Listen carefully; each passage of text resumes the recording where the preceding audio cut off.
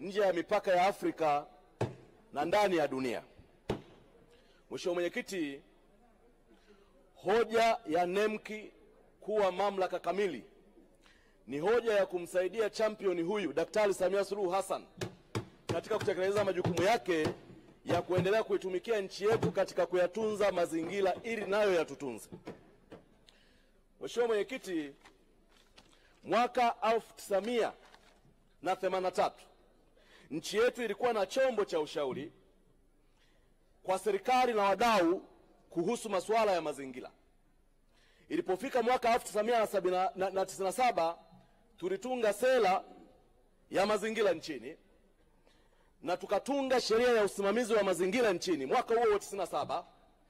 Lakini vile vile sheria hiyo iliyotunga sheria hiyo ya usimamizi wa mazingira nchini ilitunga pia uwepo wa taasisi ambayo leo tunayo NEMC kwenye kifungu kidogo cha 16(1). Sasa sheria ile imeipa majukumu NEMC yafuatayo. Sheria hiyo ya mwaka 97. Jukumu la kwanza ni kufanya ukaguzi wa mazingira kwenye ardhi na jengo lolote. La pili ni kufanya uchunguzi wa kimazingira katika maeneo mbalimbali. La tatu ni kufanya na kuratibu tafiti za kimazingira, kukusanya taarifa na kuzisambaza. Lakini vile vile kupitia taarifa ya tathmini ya athari za kimazingira.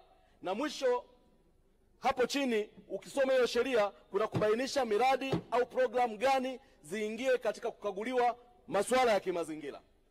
Sasa ukiangalia nature ya majukumu haya ya sheria ile ya mwaka 97 utagundua kwamba changamoto za leo za kimazingira ni nyingi sana na zina wigo mpana sana kuliko majukumu haya ambayo NEMC tumeupa. Sheria ile ya mwaka 97 imegatua mamlaka ya kiutendaji na usimamizi wa mazingira katika makundi yafuatayo. Imemtambua mkurugenzi wa mazingira wa NEMC kama sehemu ya wasimamizi wa mazingira, lakini imetambua mamlaka za serikali za mitaa kama sehemu ya wasimamizi wa mazingira, lakini ikatambua wizara za kisekta kama wasimamizi wa mambo ya kimazingira. Sheria hii kwenye hizi wizara za kisekta ni pamoja na taasisi kama vile TASAC, TPA, Deep Sea Fishing Authority, DSFA pamoja na mamlaka za bonde ambazo ziko chini ya wizara ya maji. Wote hawa wamepewa dhamana na sheria hiyo ya kusimamia mazingira. Mapungufu ya sheria ile ya mwaka 97 ni kwamba sheria hii haikutoa mamlaka kwa chombo chochote kuwa msimamizi wa jumla wa masuala ya mazingira nchini. Hiyo hapo ndio shida inapoanzia, kwamba una sheria ambayo imetapanya mamlaka ya usimamizi wa mazingira, halafu imeacha hivyo hivyo, haijatoa mamlaka kwa chombo kimoja cha kuwa supervise wote wengine ambao wanadili na mazingira. Hilo gap ni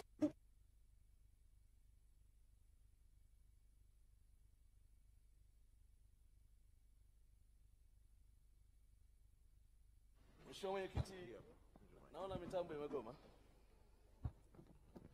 Ndugu zangu, katika dunia ya leo, jambo linalosumbua uchumi wa nchi zote duniani kwa sasa, iwe ni Ulaya, iwe ni Asia, iwe ni Afrika, yapo mambo mawili tu makubwa ambayo yanaumiza vichwa vya wachumi.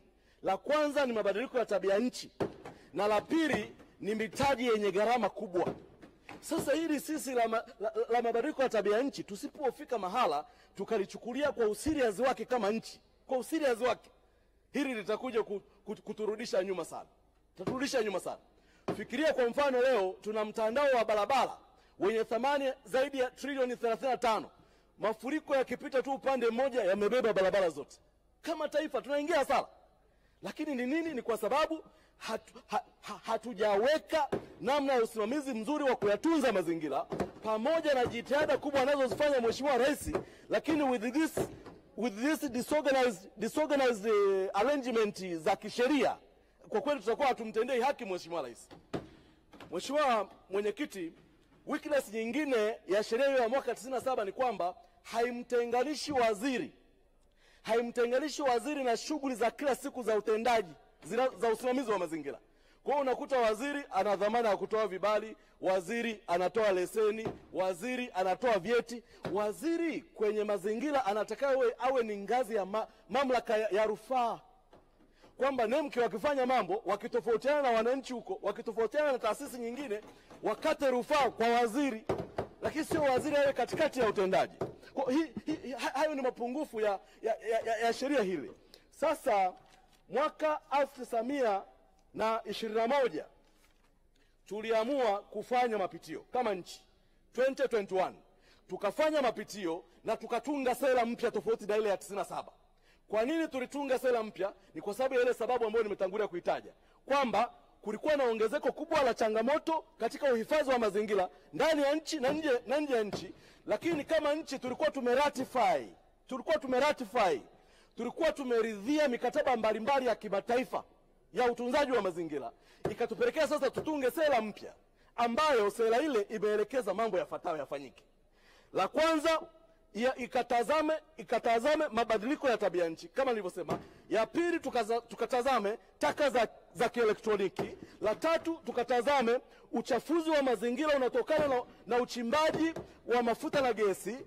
La nne, tukaangalie usimamizi wa kemikali katika masuala ya mazingira. Sasa mambo haya yote serious haya ambayo tumeyatunga kwenye sera ya mwaka 2021, hatujayatungia sheria. Sheria tunayo ya 97, sera tunayo ya 2021. It's a contradiction. Yaani unawezaje kuwa na sheria ya mwaka wa zamani sana, halafu una sera ya sasa ambayo hujaitungia sheria, lakini mambo yaliyotajwa kwenye hiyo sera bado unayatekeleza kwa sheria ya zamani? Hiyo ni kupapasa mambo na tunaweka rehani usalama wa mazingira ya nchi yetu na kesho ya Watanzania wanaofuata baada ya sisi kupita.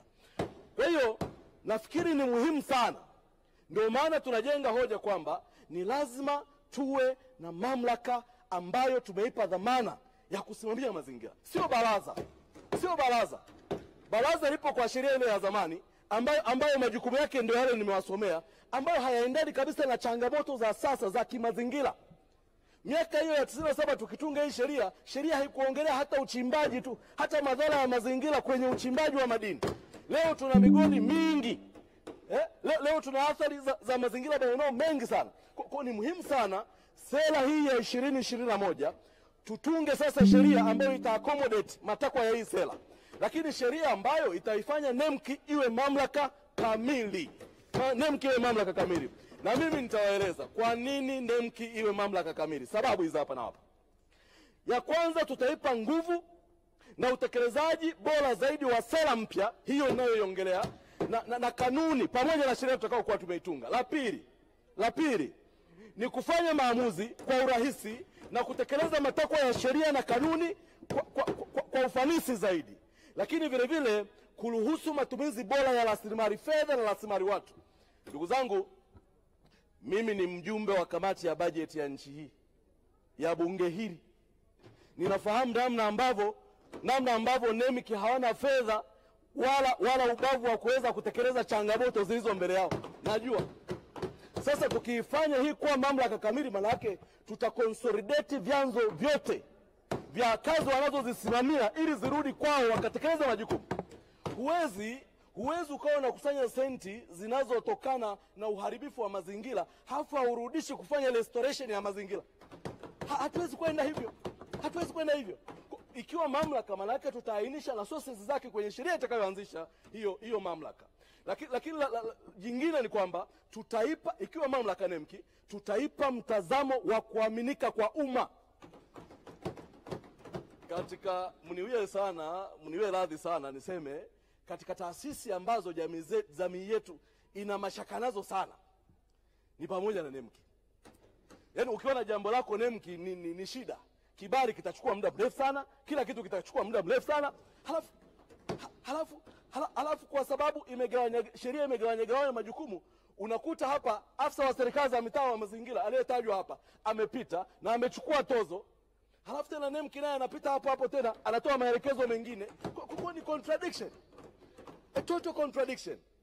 Tufanyeni hivyo kuanzisha mamlaka mpya ili tuongeze ushirikiano wa kimataifa kwa nchi nyingi duniani, kwa sababu nchi zote nyingine zilizo nyingi zinatumia mamlaka za mazingira na badala ya baraza la mazingira.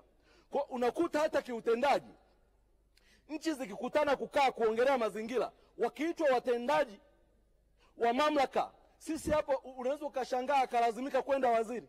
Hawezi kuongea lugha moja na wale ambao ni watendaji typical kutoka kwenye mamlaka hizo nyingine za nchi nyingine. Kwa hiyo ndugu zangu, ninashauri tufanye hivyo, ili pia mamlaka itaongeza wigo mpana zaidi wa majukumu, ikijumuisha uangalizi na tathmini ya kina ya athari za mazingira, lakini vile vile udhibiti wa uchafuzi wa mazingira, lakini utekelezaji wa mipango endelevu. Swala la kufanya NEMKI kuwa mamlaka ni swala ambalo haliepukiki kama kweli tuna nia ya dhati ya kumsaidia Mheshimiwa Rais kuendelea kuwa championi wa kutuhudumia Watanzania na dunia nzima kwenye swala la utunzaji wa mazingira. Mheshimiwa Mwenyekiti, naunga mkono hoja. Asante sana Mheshimiwa Ruben Kwagila.